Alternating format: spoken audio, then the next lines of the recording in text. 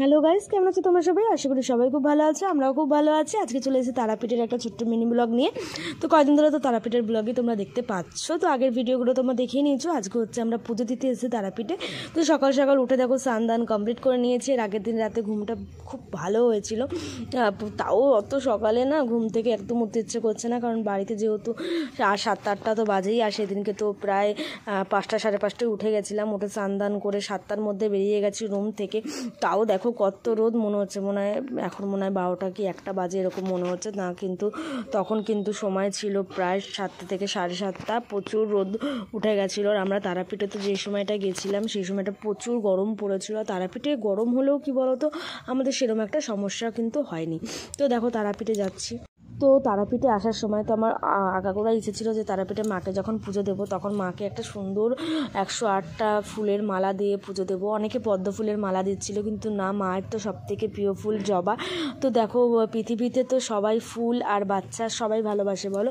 এইগুলো যদি ফুল আর বাচ্চা যদি কেউ ভালো না বাসে তাহলে সেটা খেয়ে কখনো মানুষও হতে পারে না। তো আমার তো ফুল খুব ভাল লাগে, সে যে কোনোই ফুল হোক না কেন। আর জবা ফুল তো মায়ের সবথেকে প্রিয় ফুল, দেখতেই পাচ্ছ কত সুন্দর লাগছে। তো মায়ের ফুল একটা মানে ফুলের মালা কিনে নিয়েছি। একটা কি আমি একটা কিনেছি, পাপাই একটা কিনেছি, দুটো মালা।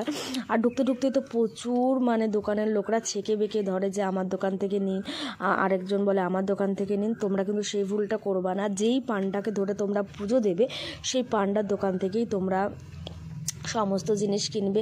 কাউ যদি ইচ্ছে থাকে মাকে শাড়ি দেওয়ার, তাহলে পরে কেউ অনেকে শাড়ি কিনে নিয়ে যেতে পারে না, ওখানে গিয়ে শাড়ি কেনে। সেই ভুলটা একদমই করবে না, কারণ ওখানে একটা যদি ছাপা শাড়িও কেনো মাকে দেওয়ার জন্য, সেটাও দামও প্রায় 500 থেকে 700 টাকা চেয়ে বসবে। যেহেতু আমরা কিন্তু বাড়ি থেকেই শাড়ি নিয়ে গেছিলাম, সেটা তোমরা পরেই দেখতে পাবে কোন শাড়িটা নিয়েছিলাম। তো এই আর কি, তো তোমাদের বলে দিলাম। আর যে এই পান্ডার দোকান, এই পান্ডা ধরেই আমরা পুজো দিয়েছিলাম। তো এই পান্ডার দোকান থেকেই আমরা নাম গোত্র সমস্ত লিখিয়ে নিয়েছে। আর দেখো এখানে ডালা তৈরি করছে, ডালার মধ্যে থাকবে আলতা, সিঁদুর, ধূপকাঠি, মোমবাতি, পদ্ম ফুলও দেয়, লাল চেলি দেয়। তো সব কিছু নিয়ে দেখো আমরা এখন চলে এসেছি মা তারার লাইনে।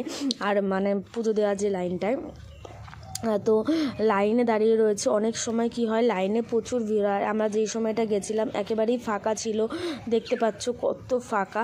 তো এরকম ফাঁকাভাবে কিন্তু মানে তারাপীঠে পুজো দেওয়া যায় না। তো আমরা জাস্ট মানে অবাক হয়ে গেছি, পুরো মিরাক্কেল ঘটে গেছে যে এত ফাঁকা ছিল তারাপীঠ। আর আমরা এত সুন্দর করে পুজো দিয়েছি কি বলবো। আর একেবারে মার গর্ভ গিয়ে ঢুকে মাকে ছুঁয়ে পুজো দিতে পেরেছি, তোমরা পরে সেটা দেখতেই পাবে।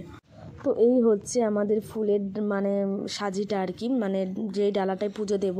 তো খুব সুন্দর করে পুজো দিয়েছে, নাম গোত্র সহ সমস্ত কিছু। দেখো মাসি, মেসো, মাসির 2 মেয়ে, আমরা সবাই লাইনে দাঁড়িয়ে নিয়েছি।